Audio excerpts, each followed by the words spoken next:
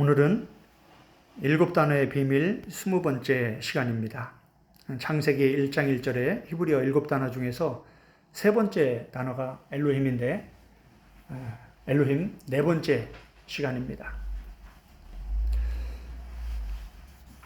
오늘은 사람이 만든 엘로힘이라는 제목으로 함께 말씀을 나눌 텐데 출애굽기 32장 1절의 본문을 우리가 함께 읽었습니다. 창세기 1장 1절에서 엘로힘이 태초에 천지를 창조하셨다라는 놀라운 선포의 말씀으로 성경은 시작이 됩니다. 그래서 엘로힘이 천지를 창조하시고 이 모든 우주 만물을 창조하셨고 남자와 여자까지 창조하셨다. 이렇게 말씀하시면서 창세기 1장 2절에는 이 참 엘로힘에 관한 말씀만 계속 기록이 되어 있습니다. 그런데 창세기 3장 1절에 보면 뱀이 등장합니다. 갑자기 뱀이 등장해요. 그러면서 창세기 3장 4절에서 하나님이 말씀하신 그 중요한 말씀을 부정사 하나를 살짝 집어넣어서 그 의미가 완전히 반대가 되게 합니다. 그러면서 창세기 3장 5절에서 이 엘로힘이 두 번 기록이 되어 있는데 한글 성경은 이것을 하나님으로 번역을 했지만 KJV와 영어 다른 몇 개의 번역 성경들은 하나님과 우상, 이 엘로힘을 의미가 완전히 반대인 하나님과 사탄, 이렇게 번역을 해 놓았습니다. 이제 이것이 두 엘로힘의 첫 등장인데, 이제 창세기 3장부터 시작을 해서 요한계시록까지 이 성경 전체가 이 두 엘로힘의 싸움이다라는 것을 지금 엘로힘 1강부터 계속해서 반복해서 말씀을 드리고 있습니다.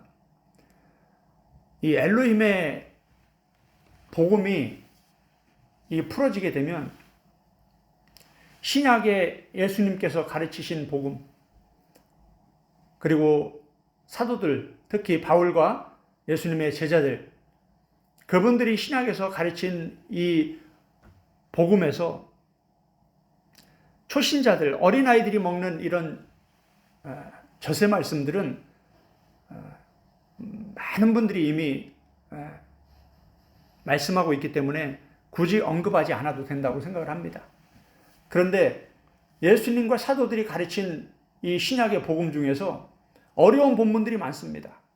제가 사역자들, 목사님들에게 성경을 가르치면서도 자주 질문하는 본문들이 바로 그런 본문들입니다. 신학을 몇 년을 공부하고 목회를 몇 년 했는데도 풀리지 않는 그러한 어려운 본문들이 신약에 많이 기록되어 있습니다. 이런 본문들은 어떻게 우리가 풀어가고 어떻게 해석을 할 것이냐, 어떻게 적용을 할 것이냐, 쉬운 문제가 아니죠. 그런데 그런 어려운 신약의 어려운 본문들, 신약의 복음 중에서 단단한 밥의 말씀들,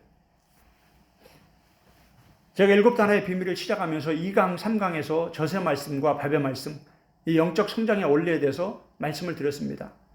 성경 전체는 초보자들, 어린아이 신앙들, 교회를 1년, 3년, 5년 정도 다닌 초신자들이 먹는 아주 기본적인, 초보적인 이런 저세 말씀이 있고, 이제 교회를 10년, 20년 다니고 중직자가 되고 집사, 권사, 장로가 되고 전도사, 목사, 신학 박사, 이렇게 점점 영적으로 성장해 가면서 먹을 수 있는 그러한 단단한 음식들, 밥의 말씀들이 기록이 되어 있습니다. 그런데 우리가 이제 영의 세계로 들어가서 이 영의 말씀을 영적 원리와 이런 영 분별의 은사를 통해서 이런 말씀들을 점검해 보게 되면 우리가 접하고 있는 말씀들, 주로 말하고 가르치고 배우고 말씀을 전하고 듣고 하는 이 말씀들을 보면 거의 젖의 말씀에 머물러 있는 경우가 많습니다. 왜냐하면 밥의 말씀, 단단한 말씀들은 거의 가르치는 데가 없어요. 신학교도 마찬가지입니다. 안 가르쳐줘요. 교수님들, 박 박사님들한테 물어봐도 명쾌하게 속 시원하게 답해주는 그런 교수님들이 거의 없습니다. 그래서 목사님들도 신학을 마치고 사역의 현장에서 그러한 중요한 이 본문들이 풀어지지 않기 때문에 세미나를 찾아다니는 거예요. 그리고 또 성경을 붙잡고 씨름을 하는 거예요. 저도 마찬가지였습니다. 그렇게 오랜 시간을 말씀과 씨름하면서 성령님의 도우심을 간구하면서 간절히 성령님 저를 가르쳐달라고 기도하면서 오랜 시간 이렇게 말씀과 씨름을 하다 보니까 구약의 이 중요한 복음이 풀어지는 열쇠는, 신약의 이 중요한 복음이 풀어지는 열쇠는 구약에 있는 겁니다. 할렐루야. 구약의 이 말씀들이 풀어져야 신약의 말씀들이 풀어지는 겁니다.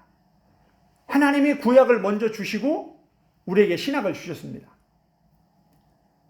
예수님과 사도들, 이분들이 신약에서 가르친 이 복음은 철저히 구약의 기초를 두고 있습니다.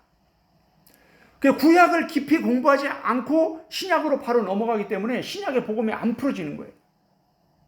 그리고 신약을 푼다고 해도 억지 해석이 많은 거예요. 그러니까 조금만 지적인 사람들은 억지로 해석하는 것들이 다 거슬리는 거예요. 이게 안 풀어지는 거예요. 답답한 거예요. 그리고 진지하게 성경을 창세기부터 계시록까지 성경을 꾸준하게 정독으로 통독하시는 분들은 어설프게 신학 공부해가지고 사람들이 가르친 교리와 신학으로 성경 어려운 본문들을 억지로 해석하는 게 다 드러납니다. 금방 알 수가 있어요. 저도 이제 그런 문제들을 붙잡고 오랫동안 씨름이 오면서 이 신약의 열쇠는 구약에 있다. 그리고 이 구약에서도 번역된 성경으로는 근접할 수 없는 아주 깊은 하나님의 그 큰 비밀, 큰 뜻, 이런 것들은 히브리어 원문에 다 감춰져 있습니다.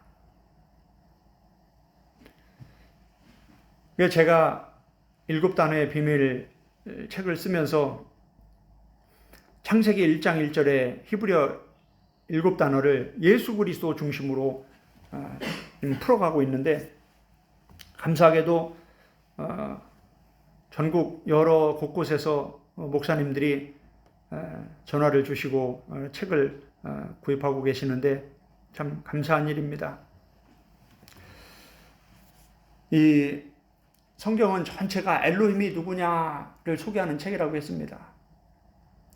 그런데 창세기 3장 5절에서 살펴보았듯이 성경은 참 엘로힘과 다른 엘로힘, 이 두 엘로힘에 대해서 기록하고 있는 것을 보게 됩니다. 저는 지금까지 오랫동안 신학을 공부하고 많은 신앙 서적들을 읽어오면서 이 두 엘로힘에 대해서 가르치는 그러한 가르침이나 책이나 이런 강의들을 들어본 적이 없습니다. 만약에 이게 제가 처음이라면 성령님께서 특별한 은혜로 놀라운 비밀을 깨닫게 주신 거라고 저는 생각을 하고 성삼위 하나님께 감사를 드립니다. 지난 시간에 우리가 출애굽기 20장을 살펴보았습니다. 출애굽기 20장 1절에서 엘로힘이 가라사대 하면서 엘로힘이 말씀을 하십니다. 참 엘로힘이 말씀을 하시면서 뭐라고 말씀하시냐면 나는 너의 엘로힘이다. 애굽의 종되었던 너희를 구원한 너의 엘로힘이다. 창세기에서는 이 엘로힘이 내가 너의 창조주다 라고 말씀을 하시고, 이제 출애굽기에서는 내가 너의 구원자다 라고 말씀을 하시면서 엘로힘 자신을 소개하고 있는 겁니다. 그러면서 이 엘로힘이 뭐라고 말씀하시냐면, 나 외에 다른 엘로힘을 내게 두지 말라.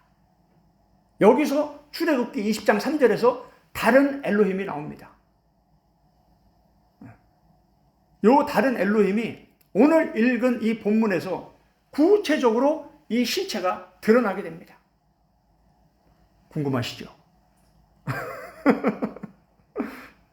우리 이 말씀은, 성경은 TV 드라마보다 더 재미있습니다.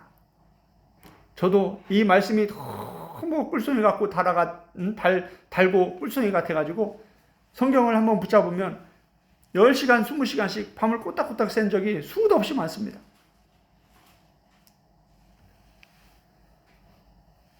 그런 엉덩이가 짓무려 나도록 오래 시간 그렇게 말씀을 붙잡고 씨름하다 보니까 성령님께서 이런 놀라운 비밀들을 열어주셨다고 저는 믿습니다.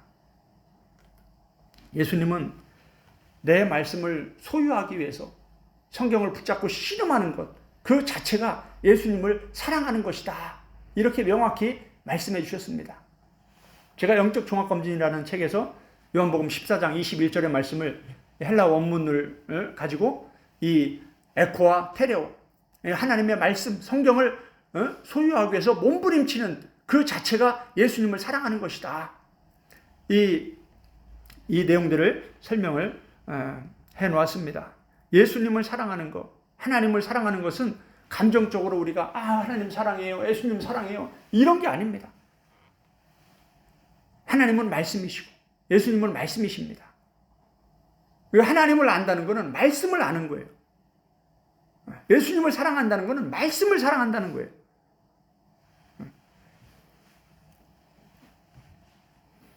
그래서 나를 사랑하는 자에게 나도 그를 사랑하고 내 아버지도 그를 사랑할 것이다. 말씀을 사랑하는 자들에게 하나님은 더 풍성한 은혜와 사랑을 베풀어 주십니다. 말씀을 깨닫기 위해서 구하고 찾고 두드리는 자들에게 하나님은 성령을 주시고 성령님께서 모든 것을 가르쳐 주십니다. 출애굽기 32장 1절을 다시 한번 보겠습니다.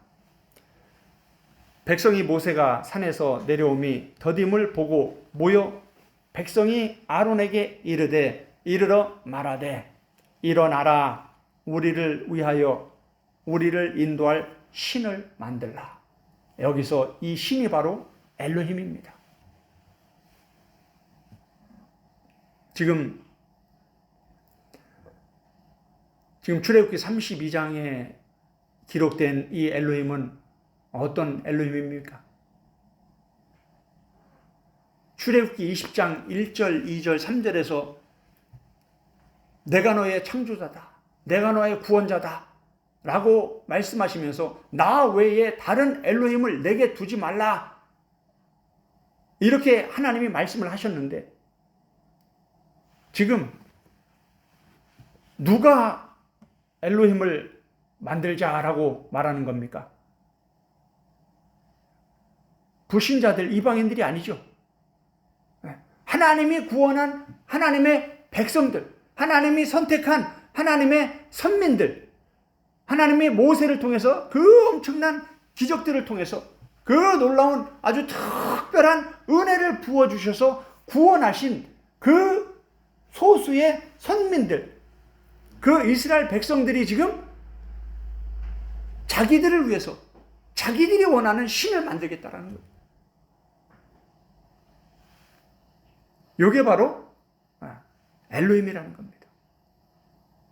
오늘 이 본문만 봐도 지금 이 엘로힘이 천지를 창조하시고 창조주이시면서 구세주이신 참 엘로힘이 아니라는 것을 우리는 금방 알 수가 있죠.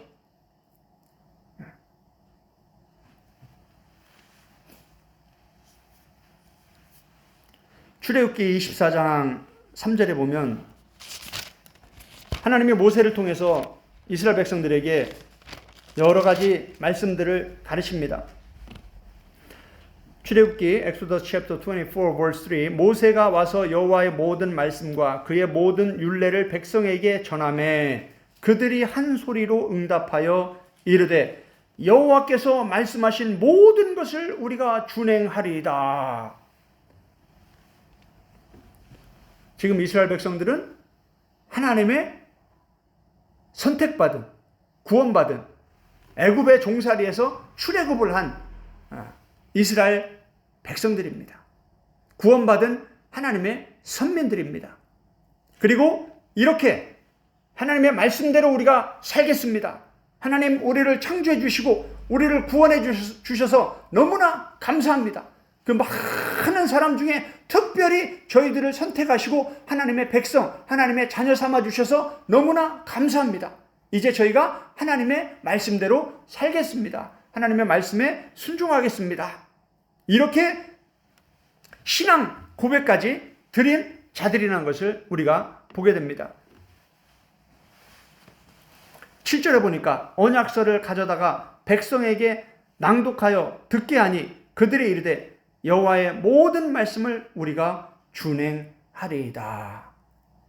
아멘.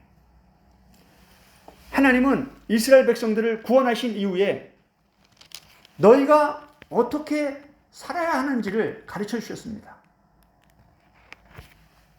신약의 복음도 패턴이 똑같습니다.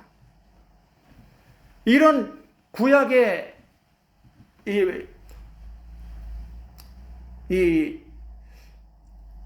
구약에 감춰진 이 말씀의 원리를 깨닫지 못하면 신약을 우리가 내가 복음으로 해석해가는 이런 오류에 빠지기가 쉽습니다.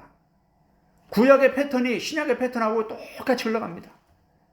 구약의 내용이 신약의 내용까지 쭉 연결돼서 하나로 쫙 풀어질 때 이게 속 시원하게 이 복음이 이런 뜻이구나 하면서 풀어지게 되는 겁니다.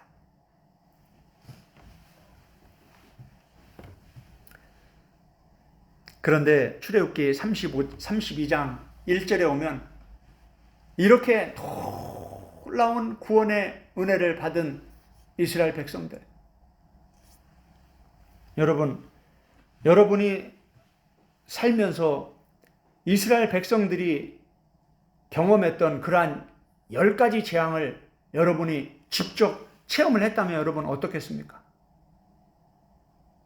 여러분이 홍해바다 앞에서 뒤에는 애굽 군사들이 쫓아오고 앞에는 홍해바다가 이렇게 막혀 있는데 하나님이 그 물길을 열어서 살 길을 열어서 그 홍해바다를 마른 땅같이 건너오고 자기들을 쫓아오던 그 애굽 군사들은 순식간에 그 물이 덮어서 수장을 시켜버렸다면 이러한 놀라운 체험을 통해서 구원을 받고 하나님의 자녀가 되었다면 신앙이 얼마나 뜨겁겠습니까? 우리도 신앙생활하다 보면 거듭남 없이 성령 체험 없이 영적인 체험 없이 형식적으로 교회를 다니는 그러한 신앙인들이 많습니다. 저도 인도에서 신앙생활을 했지만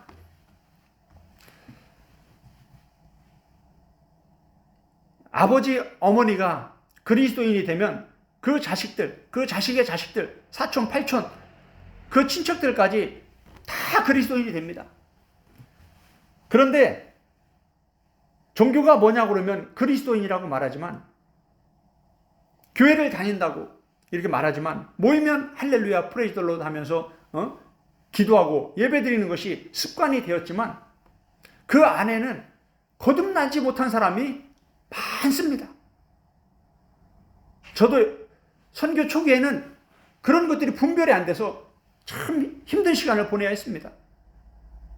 그런데 그런 고난과 핍박들, 그러한 어려움들 속에서 이러한 영들을 분별하기 위해서 성령님께 도우심을 간절히 구하면서 이 영의 말씀들을 성령님께서 가르쳐 주시고 열어주시면서 이제 그런 것들이 보이기 시작하는 거예요. 진짜 성령을 받고 거듭난 사람들과 형식적으로 교회를 다니는 이 사람들은 차이가 많습니다. 오늘 지금 출애굽기 32장 1절에 등장하는 백성이 아론에게 우리를 위하여 우리를 인도한 신을 만들라 라고 말한 이 백성이 그냥 어설픈 은혜를 받은 사람들이 아니다 이 말이에요. 이해가 되시죠? 네. 출애굽의 그 10가지 재앙, 그걸 다 경험을 하고 6월절 어린 양을 지나서 홍해를 건너는 그러한 놀라운 체험을 직접 눈으로 경험한 자들입니다. 고린도서 10장에서 바울은 이것을 간략히 요약해서 설명하면서 이들이 아주 특별한 은혜를 받은 자들이다. 홍해 바다를 건넌 것은 물로 세례를 받은 것이다. 이렇게 소개를 하면서 반석에서 물을 마신 것은 그 반석 대신은 그리스도에게서 생수를 마신 것이다. 이렇게 가르쳐주면서 그들이 심각하게 영적으로 부패하고 타락하였으니 이것을 너희는 본받으라 라고 하면서 구약 성경을 가지고 고린도 교회 성도들에게, 신약의 교회들에게 구원의 복음을 가르치는 것을 우리는 보게 됩니다.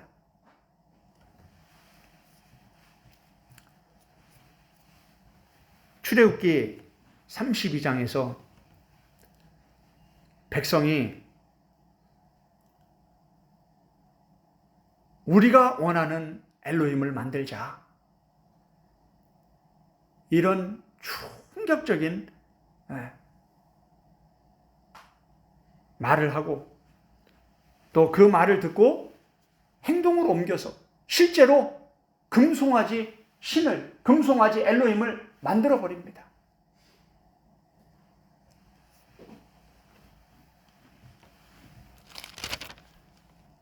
출애굽기 32장 31절을 한번 보겠습니다.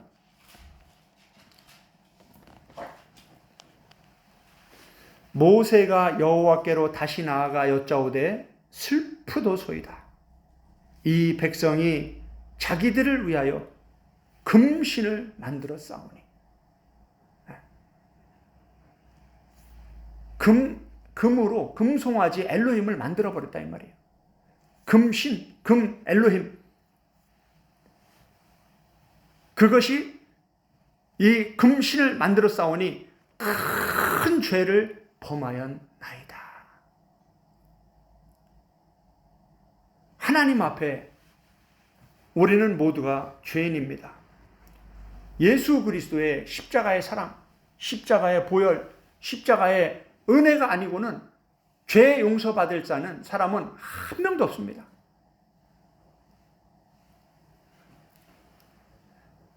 우리도 신약의 교회들도 마찬가지입니다. 구원받은 이후에 크고 작은 죄를 범하면서 살아갑니다. 이스라엘 백성들도 마찬가지였습니다. 믿음의 조상 아브라함도 마찬가지였습니다. 그런데 우리가 죄를 범하는데 그 죄의 질이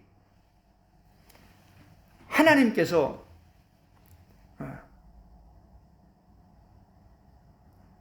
그 죄를 다 똑같이 보지 않는다라는 거예요. 하나님이 아주 엄하게 다스리는 그러한 죄가 있고 하나님이 절대 용서하지 않는 그런 죄도 있습니다. 지금 모세가 출애굽기 32장에서 이 금 엘로힘을 만든 것은 아주 큰 죄를 졌다. 그러면서 아주 슬퍼합니다.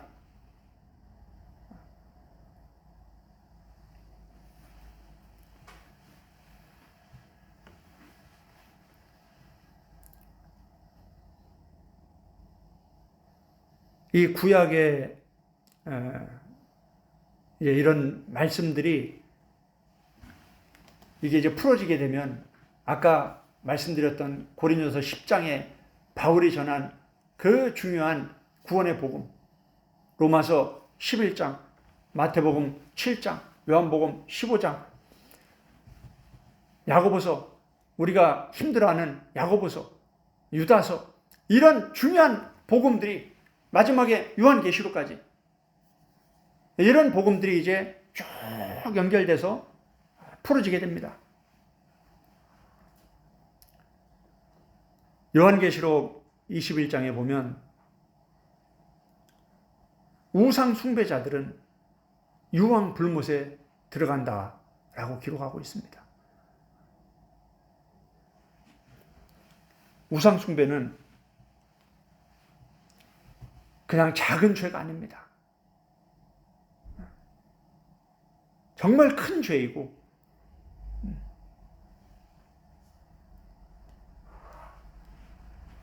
철저히 회개하지 않으면 그 끝은 멸망입니다. 유황 불못에 들어가게 되는 겁니다. 오늘 출애굽기 32장을 보면 이렇게 백성들이, 모세가 하나님의 산에 올라가서 하나님과 1대1로 대면하면서 하나님의 말씀을 받고 있습니다.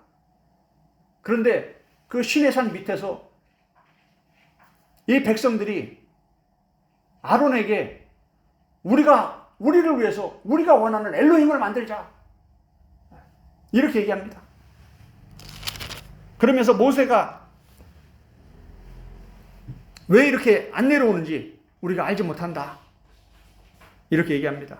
그러니까 2절에 아론이 그들에게 이르되 너희의 아내와 자녀의 귀에서 금고리를 빼어 내게로 가져오라. 모든 백성이 그 귀에서 금고리를 빼어 아론에게 가져가매 아론이 그들의 손에서 금고리를 받아 부어서 조각칼로 새겨 송아지 형상을 만드니 그들이 말하되 이스라엘아, 이는 너희를 애굽 땅에서 인도하여 낸 너희의 신이라, 너희의 엘로힘이라 하는지라.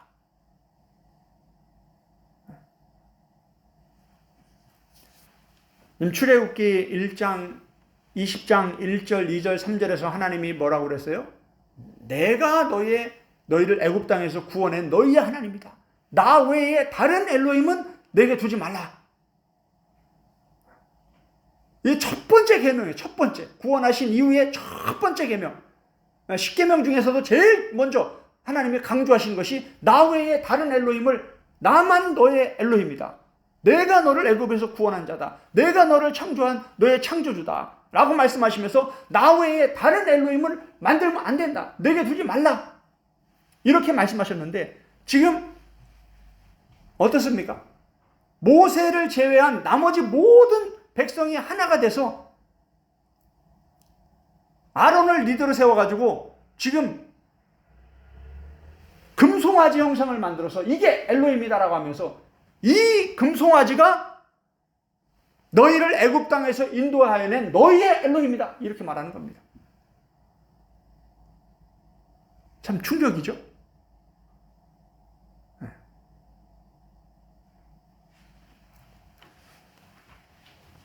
이 문제가 창세기 3장에서부터 시작해서 요한계시록까지 계속 흘러갑니다.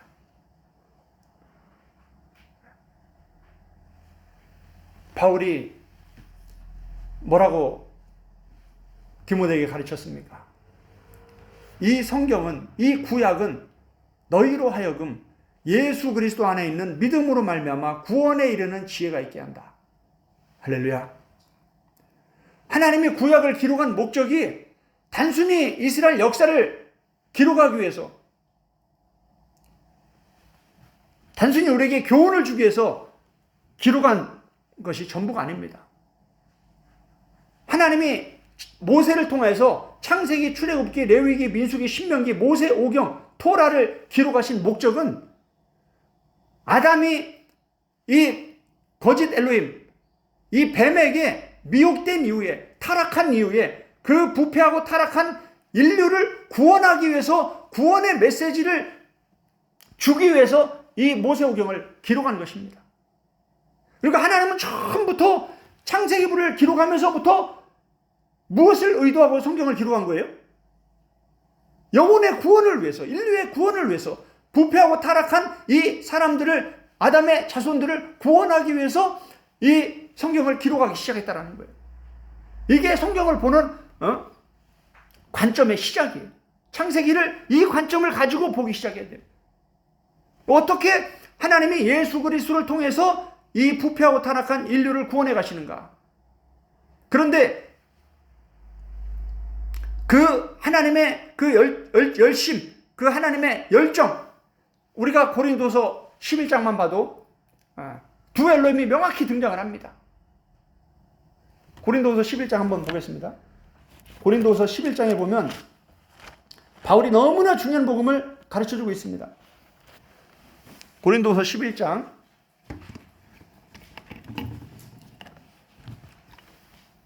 2절 3절입니다. 2 Corinthians chapter 11 verses 2 and 3. 내가 하나님의 열심으로 너희를 위하여 열심을 내노니. 지금 하나님도 지금 열심히 일하고 계시고 그 하나님의 열심을 따라서 바울도 지금 열심히 일하고 있다. 무엇에 그렇게 열심을 내는가?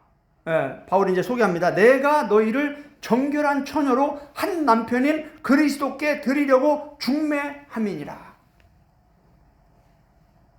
지금 고린도 교회들은 누굽니까? 이미 구원받은 하나님의 백성들이죠. 하나님의 자녀들입니다. 예수 그리스도를 나의 구주로, 나의 창조주로 고백한 자들이 모여있는 곳이 교회인 것이에요. 바울이 브리실라와 아굴라와 함께 열정적으로 말씀을 가르치면서 세운 교회라는 겁니다. 그런데 그들에게 지금 뭐라고 말씀하냐면 내가 너희를 그리스도께 드리려고, 그 남편 되시는, 그 신랑 되시는 그 그리스도께 드리려고 지금 중매하고 있다. 지금 중매하고 있는 거예요. 아직 신랑이 와서 처녀를, 이 약혼자를 데려가야 이제 완전한 신부가 되는 거죠. 아직 교회는 어떤 거예요? 신랑을 기다리는 곳이에요. 신랑을 맞을 준비라는 곳이 교회라는 거예요. 하나님도, 바울도 지금 그 일에 열심을 내고 있다는 거예요. 그러나 나는 3절에 뱀이 그 관계로, 지금 누가 등장합니까? 뱀이 등장하죠. 하나님은 지금 무슨 일에 열심을 내고 있는 거예요? 교회들을 준비시켜서 한 남편이신 그리스도께 드리려고 하나님이 지금 열정적으로 일하고 계신다 이 말이에요. 그런데 동시에 지금 누가 일하고 있다? 뱀이 일하고 있다. 이 뱀이 창세기 3장 5절에서 바로 다른 엘로힘이라는 걸 우리가 알게 되죠. 이 뱀이 그 관계로 하와를 미혹한 것 같이, 뱀이 하와를 미혹한 것 같이 지금 창세기 3장을 인용해서 너희 마음이 그리스도를 향하는 진실함과 깨끗함에서 떠나 부패할까 두려워하노라. 지금 바울은 무엇을 두려워하고 있습니까? 구원받은 하나님의 백성들이, 교회 안에 있는 이 그리스도인들이 이 뱀의 활동으로 인해서, 이 엘로힘의 활동, 다른 엘로힘의 활동으로 인해서 영적으로 부패하고 타락하여서 어리석은 처녀들과 같이 신랑이 왔을 때 잘 준비된 처녀들이 함께 신랑과 함께 천국에 들어가야 되는데 버림받고 들어가지 못할 것을 지금 두려워하고 있다는 거예요.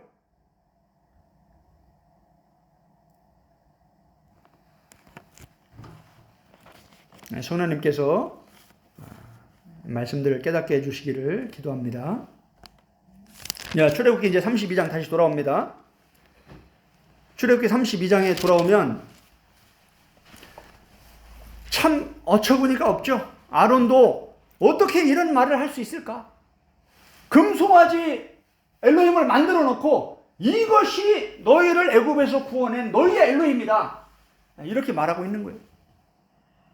그러면서 모세가 어찌하여 아론이 이렇게 했습니까? 하니까 뭐라고 합니까? 너희 모세야, 너 알잖아, 이 백성들이 얼마나 목이 곱고 교만하고 무서운 아주 살벌한 사람들인지 알잖아. 그 사람들이 원해가지고 내가 그렇게 한 거야.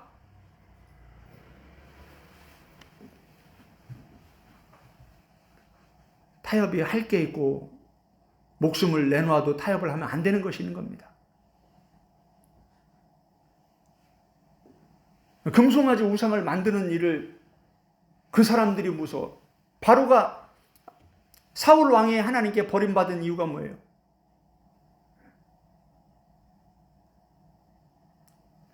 똑같죠.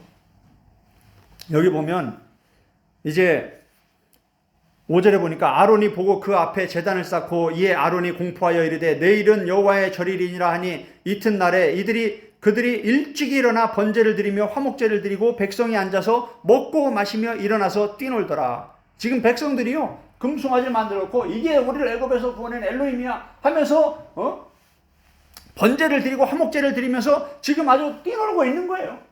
축제 속에 있는 거예요. 예배를 드리고 있는데 참 엘로힘한테 예배를 드리는 게 아니라 자기들이 만들어 놓은 엘로힘한테 예배를 드리는 거예요.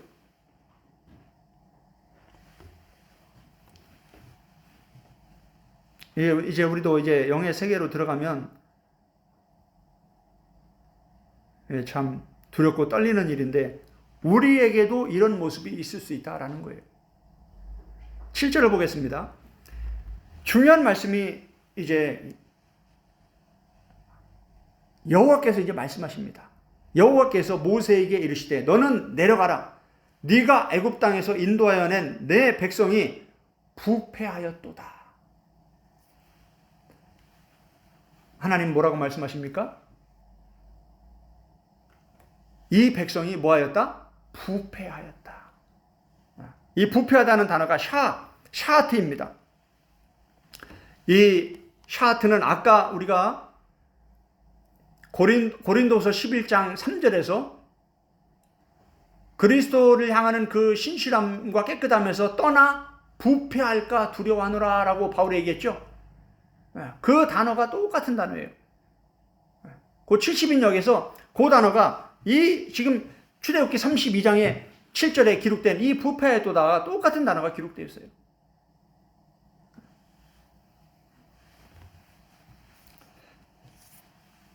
이 샤하트는 부패하다, 파멸하다, 멸망시키다 이런 뜻인데 창세기 6장에 처음 이 단어가 기록되어 있습니다. 창세기 6장은 우리가 잘 알다시피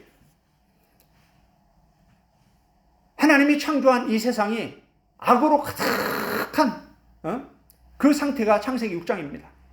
창세기 6장 11절에 보면 그때에 온 땅이 하나님 앞에 부패하여 여기 샤하트가 나오죠.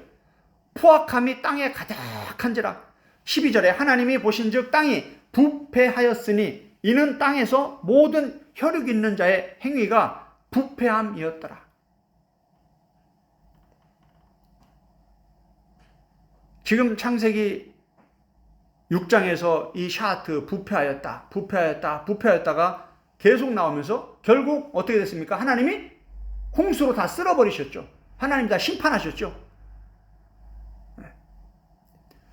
지금 출애굽기 20장에서 하나님이 자신을 소개하면서 내가 너희를 애굽에서 구원한 참 엘로힘이다. 나 외에 다른 신을 만들지 말라.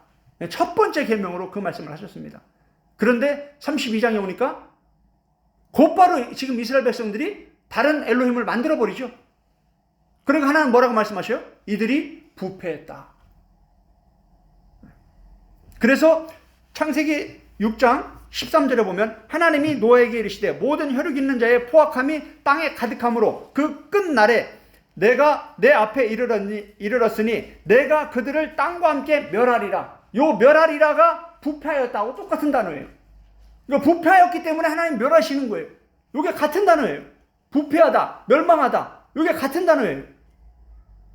참 놀랍죠? 그러니까 바울이 이 뱀이 하와를 미혹해서 부패해서 그들이 멸망을 받은 것처럼 우리가 창세기 3장에서 이 다른 엘로힘이 하와를 미혹해서 어떻게 됐습니까? 결과가 어떻게 됐다고 했어요? 죽었다고 그랬죠. 창세기 5장에 죽었더라. 결과가 뭐예요? 멸망이죠. 지금 출애굽기도 마찬가지예요.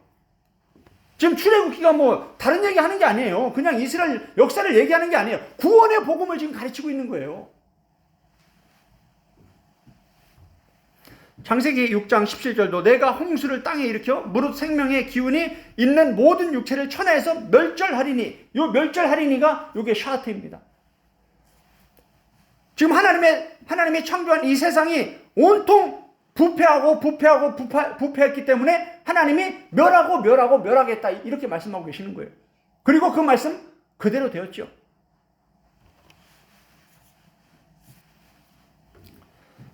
고린도 후서 11장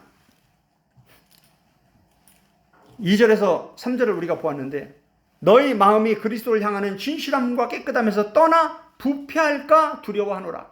요 부패할까가 푸데이로라는 단어입니다. 부패하다, 멸망하다 똑같은 뜻입니다.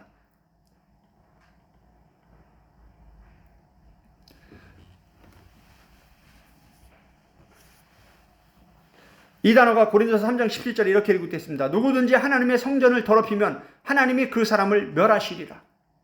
하나님의 성전은 거룩하니 너희도 그러하니라.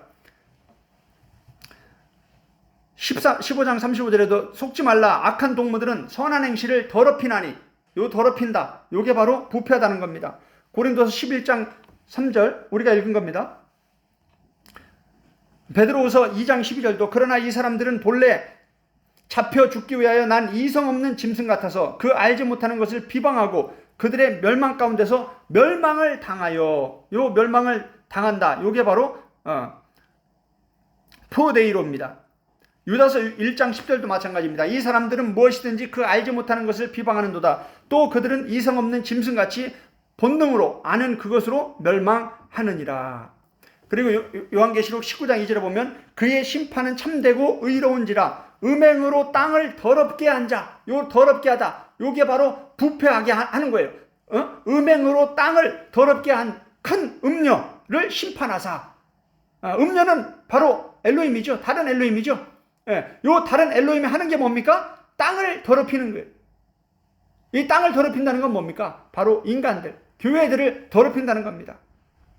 그래서 이 푸데이로는 결국 요한계시록 19장 2절에서 음녀, 이 다른 엘로힘을 심판하는, 이 음녀가 한 이 더럽히는 행동, 부패하게 하는 행동, 그 악한 괴계 때문에 심판을 받고 요한계시록이 끝이 납니다.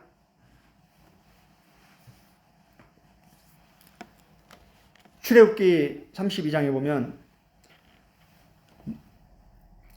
하나님이 모세에게 이렇게 부패했다 라고 말하면서 부패하는 것이 무엇인가? 8절부터 보면 그들이 내가 그들에게 명령한 길을 속히 떠났다.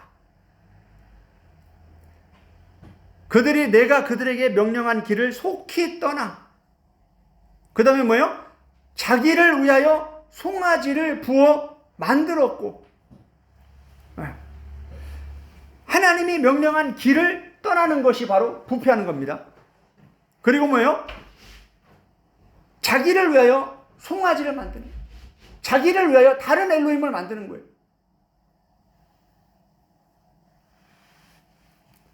이게 무슨 뜻이냐면 하나님과 하나님의 통치, 하나님과 하나님의 질서, 하나님과 하나님의 말씀, 하나님이 인도해 가시는 그 길, 하나님의 말씀을 통하여서 하나님의 백성들을 이끌어가는 그 길을 따라가고 싶지 않은 거예요. 요게 이제 민수기에 오면 더 구체적으로 이게 확 드러납니다. 요게 이제 이 광야, 신약에서 사도행전에 보면 이 광야를 광야 교회라고 소개를 하고 있습니다. 이 광야, 구약의 광야의 삶은 바로 그리스도인의 교회의 삶인 거예요. 아까 고린도서 11장에서 바울이 가르친 것처럼 신랑을 맞을 준비를 하는 곳이다 이 말이에요. 그런데 이 과정에서, 이 광야에서, 이 교회에서 어떤 일이 일어나냐면 참 엘로힘은 가나안으로 이끌어 가시고 다른 엘로힘은 애굽으로 이끌어가는 거예요. 이제 이게 민수기에 오면 아주 더 구체적으로 확 드러납니다. 이 두 엘로힘이.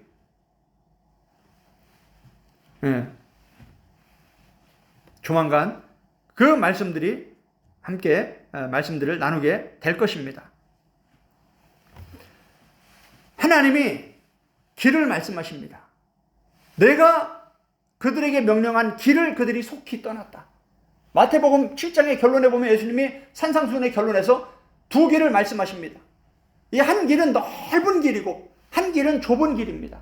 그런데 그 좁은 길만이 생명으로 인도하는 길이에요. 그런데 예수님 뭐라고 말씀하시냐면 그 길은 찾는 자가 적다, 올리고스, 아주 거의 없다, 이런 뜻이에요. 그러면 생명으로 가는 길을 가야 그 끝이 좁은 문, 영생으로 가는 천국인데 그 길을 찾는 자가 적다면 천국에 가는 사람이 많다는 거예요, 적다는 거예요? 네, 아주 적다는 거죠. 그러면서 예수님 뭐라고 말씀하십니까? 바로 거짓 선지자들을 삼가라. 그러면 그 거짓 선지자들이 누구냐? 많은 사람이, 누가요? 많은 사람이 예수님께 와서 주여 주여 우리가 주의 이름으로 선지자 노릇하고 주의 이름으로 귀신을 쫓아내고 주의 이름으로 능력을 행하였습니다. 주님 우리가 잘했죠. 예수님 뭐라고 그래요? 불법을 행한 자들아 떠나가라. 내가 너희를 도무지 알지 못한다. 그 많은 사람들이 성경을 가르치고 능력을 행하고 귀신을 쫓아내고 예수님의 이름으로 많은 일들을 했다라는 거예요. 그런데 예수님이 도무지 모른다 그러면 그 끝은 뭐예요? 멸망이죠. 그들이 주여 주여 했던 그 주는 누구냐 이 말이에요. 이제 구약에서 요게 이제 예수님은 그들이 자기들이 원하는 엘로힘, 자기들이 원하는 예수. 고린도서 11장 3절, 2절, 3절에서 아까 그 얘기를 하고 나서 11장 4절에서 다른 예수가 나오는 거예요.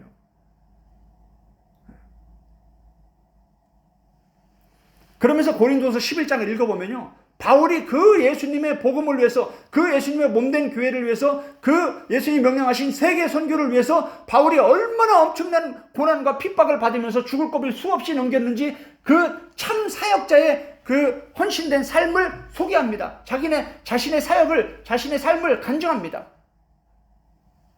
그런데 다른 사역자, 거짓 선지자, 거짓 선지자들은 어떻습니까? 베드로 전후서도 마찬가지, 유다서도 마찬가지, 아주 구체적으로 가르쳐줍니다. 대부분 이 사역을 빙자해서 돈을 뜯어내는 거예요. 거짓 선지자들의 특징이 똑같습니다. 이 엘로힘이 그냥 흙으로 만든, 나무로 만든 엘로힘이 아니라 왜 금으로 만든 송아지냐. 이게 메시지가, 주는 메시지가 똑같아요. 마태복음 6장에 예수님 뭐라고 했습니까? 두 주인이 나오죠. 두 주인이 그냥 두 주인이 나오는 게 아니에요. 구약부터 계속 이 두 주인이 나오잖아요. 두 엘로힘이 나오잖아요. 요게 이제 하나님과 재물, 돈, 금, 요게 이제 딱 드러나는 거예요. 예수님 말씀하신 이 말씀이 그냥 생뚱맞게 한 말이 아니라 구약부터 계속 그 싸움이에요. 그 싸움. 하나님과 재물의 싸움이에요. 하나님과 금송아지의 싸움이에요. 참 엘로힘과 거짓 엘로힘의 싸움이에요.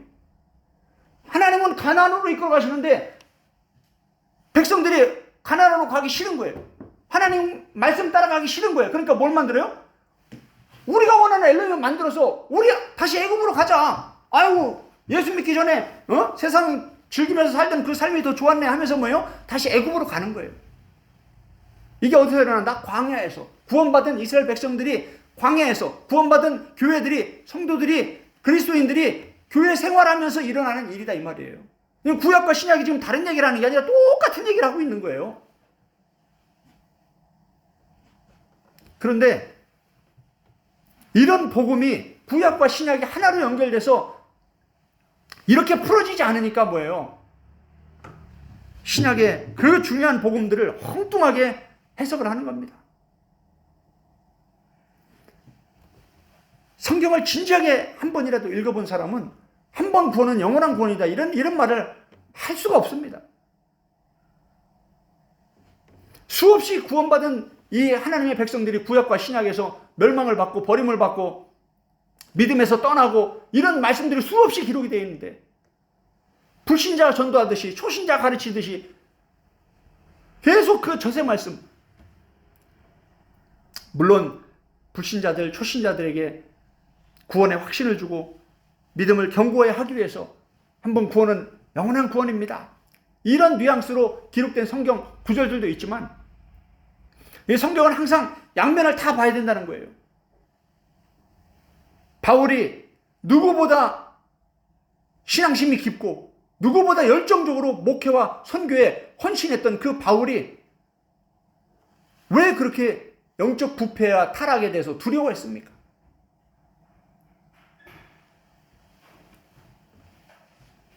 바울의 신앙이 잘못된 게 아니죠. 우리가 그분의 영성을 못 따라가는 거예요. 그분이 가르치고 있는 복음을 우리가 이해하지 못하는 거예요. 어설픈 신학자들이 만들어 놓은 교리와 신학에 갇혀서 그대로만 우물한 개구리처럼 그렇게만 성경을 보니까 정말 중요한 말씀들이 안 풀어지는 거예요. 그러니까 조금 지적인 사람들은 그런 관점으로 중요한 본문들을 엉뚱하게 억지로 해석을 하면 답답한 거예요. 분명히 내가 본문을 앞뒤를 읽어보고 구약과 신약을 읽어보면 이런 뜻이 아닌데.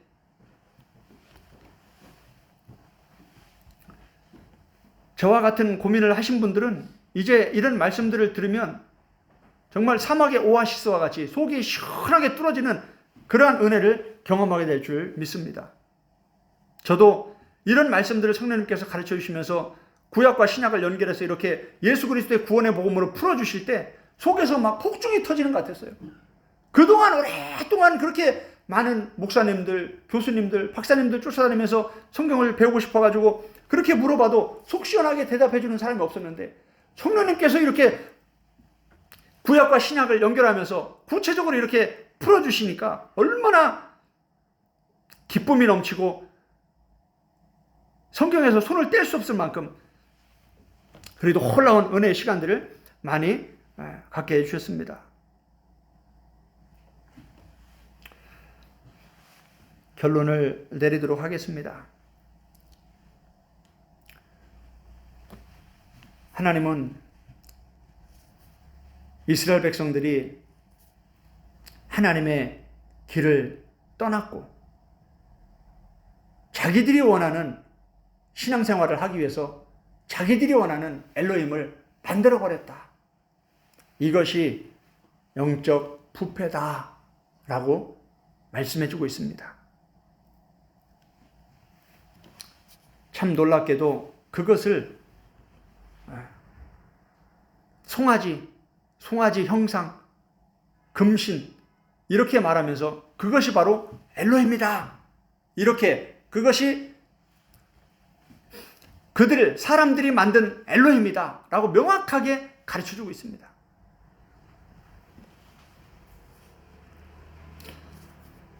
이것을 이러한 이제 우리가 출애굽기 20장 창세기 서두와 출애굽기 20장 32장 이렇게 지금 말씀을 살펴보면서 두 엘로힘에 대해서 말씀을 듣고 있는데 이제 출애굽기 지나서 이제 민수기까지 가면은요 이게 이제 더 구체적으로 확 드러나 버립니다.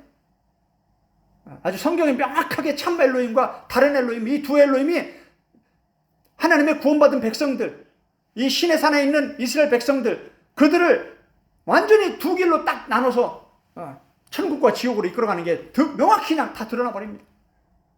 그런데 예수님이 말씀하신 그대로 정말 극소수만 하나님 참 엘로힘과 함께 좁은 길, 생명의 길, 영생의 길로 가서 구원에 들어가는 것을 명확히 가르쳐주고 있습니다. 그러니까 이런 구약을 누구보다 정통한 사람이 예수님이고 바울이에요. 그러니까 바울이 왜 교회들을 향해서 이미 구원받은 교회들을 향해서 밤낮으로 눈물을 흘려가면서 성경을 가르쳤습니까? 에베소 교회도 마찬가지고 고린도 교회도 마찬가지고 빌립보 교회도 마찬가지고 지금 한번 서신서를 한번 잘 읽어보세요. 제가 하는 말씀들이 성경에 다 기록되어 있어요.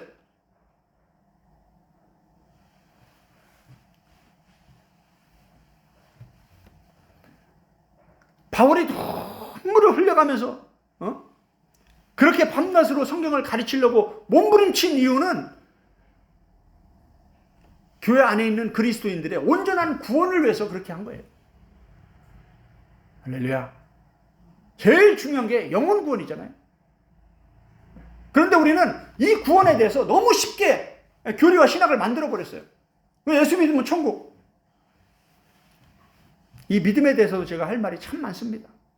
구약과 신약 전체에서 믿음에 대해서 이 성경 전체에서 믿음에 대해서 어떻게 가르치고 있는지 이런 깊은 내용들을 우리가 깊이 연구하지 않고 성경 몇 구절만 가지고 예수 믿으면 구원이라고 이렇게 얘기하면 답답한 거예요. 그러니까 많은 사람들이 많은 일을 했다고 구원을 확신하고 예레미야서 한 번만 읽어보세요.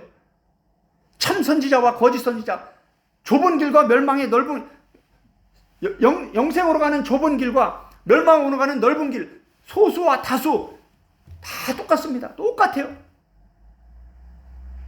예레미야와 같이 참 선지자는 막 눈물을 흘려가면서 막 핍박을 받으면서 그 사람들이 듣기 싫어하는 그 말씀을, 하나님의 말씀을 그대로 전합니다. 너희들 회개하고 돌아오지 않으면 멸망이야. 너희들 저주거리가 될 거야.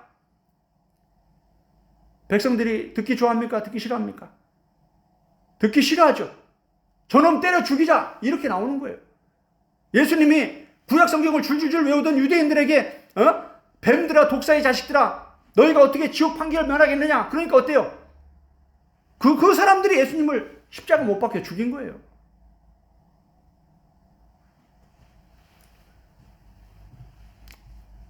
성경에 등장하는 하나님의 백성들, 구약의 하나님의 백성들, 신약의 교회들 영적 상태가 심각합니다. 우리도 마찬가지예요. 예외가 아니에요. 그래서 성경은 계속해서 정말 중요한 말씀, 단단한 말씀, 밥의 말씀들, 영혼 구원의 정말 생수와 같은 말씀들은 단단한 말씀으로 다 덮여 있어요. 읽어도 깨닫지 못하고 듣기 싫어하는 거예요, 사람들이. 그러니까 읽지도 않고 그냥 지나가 버리는 거예요. 듣기 좋은 말씀, 쉬운 말씀, 저세 말씀만 맨날 반복하다 끝나는 거예요. 그러다 보니까 어떻습니까? 20년, 30년 교회를 다녀도 어린아이 단계를 못 넘어서는 거예요. 어린아이 단계를 못 넘어서면 어떻게 되냐? 에베소 4장에서 바울이 얘기하듯이 영적 어린아이들은 절대 영적 분별을 할 수가 없습니다. 이 참 엘로힘과 거짓 엘로힘을 분별할 수가 없어요. 그럼 제가 하는 얘기가 아니라 성경이 그렇게 가르치고 있어요. 그래서 어린아이에서 장성한 자로 성장하기 위해서 바울이 밤낮으로 말씀을 먹이려고 하는 거예요. 밥을 안 먹으면 영적으로 자랍니까? 안 자랍니까? 아프리카나 이디오피아 가면 어때요? 나이는 20, 30인데 몸이 자라요? 안 자라요? 몸에 살이 근육이 있어요? 없어요? 파리가 붙었는데 쫓을 힘이 있어요? 없어요? 없죠? 마찬가지예요. 우리도 성경 전체를 먹지 않고 늘 초보적인 저세 말씀만 반복하고 있으면 어린아이 단계를 절대 못 넘어섭니다. 나이가 되고 성인이 되었으면 이제 밥을 먹어야죠. 이제 교회를 10년 다니고 20년 다니고 집사가 되고 장로가 되고 전도사 되고 목사가 되었으면 이제 밥을 먹어야죠. 정말 진지하게 바울처럼 예수님처럼 이 구원에 대해서 성경이 어떻게 가르치고 있는지 이런 어려운 말씀들, 금과 은과 보석과 같은 이런 단단한 말씀들, 쉽게 얻을 수 없는 이런 값진 보물과 같은 말씀들을, 그런 성경 구절들을 붙잡고 씨름을 해야 되는 거죠. 아무도 안 가르쳐준다면 어떻게 됩니까? 요한복음 14장 26절 예수님 뭐라고 말씀하셨습니까? 성령께서 모든 것을 가르쳐 주신다. 할렐루야. 저도 이 말씀을 붙잡고 얼마나 기도를 많이 했는지 모릅니다. 수없이, 하루에도 수없이, 수만 번, 수시로 기도합니다. 그런데 그 기도가 쌓이고 그러면서 성경을 붙잡고 씨름하면서 성령님 저를 좀 가르쳐 주세요. 이런 일들을 수없이 반복하다 보니까 성령님께서 정말 이런 놀라운 복음들을 풀어주시는 거예요. 예수님이 마태복음 7장에서 많은 목회자들, 사모님들, 선교사님들 질문하는 본문 중에 하나가 바로 요거예요.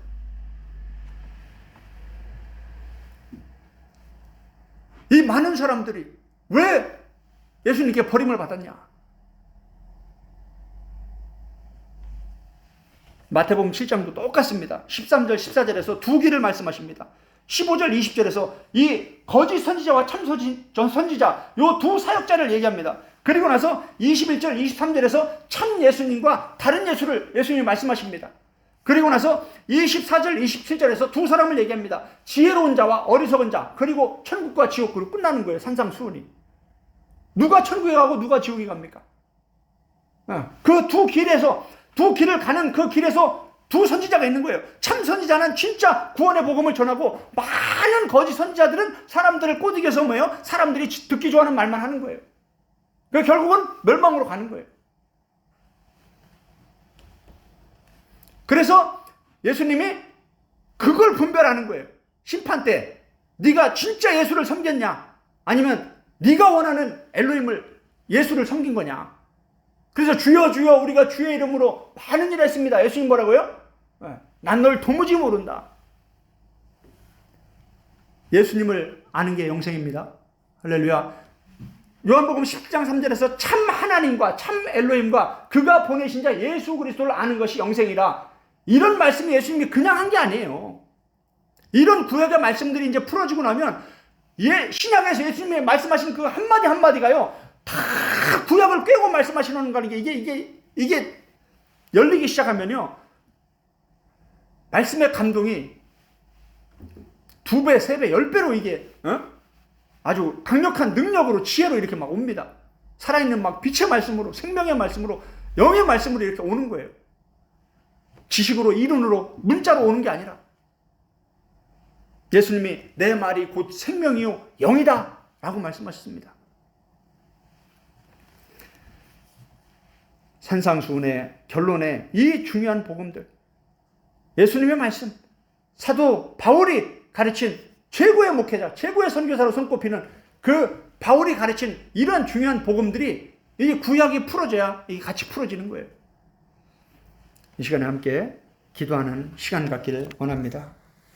지금 출애굽기 32장의 문제는 이스라엘 백성들만의 문제가 아닙니다. 이 문제는 신약의 교회들에게도 똑같이 반복되고 요한계시록의 7교회도 똑같은 문제 때문에 예수님이 아주 엄하게 책망하는 것을 우리가 보게 됩니다. 다시 말하면 우리의 문제라는 거예요. 우리도 이 문제를 짚고 넘어가야 된다는 거예요. 이런 문제에 우리도 빠질 수 있다는 것을, 우리도 빠져 있을 수 있다는 것을 점검하면서 가야 된다는 거예요. 이 시간에 성도님, 오늘 말씀에 바울 앞에서 나를 비춰보면서 나를 돌아보게 해달라고 우리 함께 성도님과 깊은 영적 교제의 시간, 영의 기도의 시간을 갖도록 하겠습니다.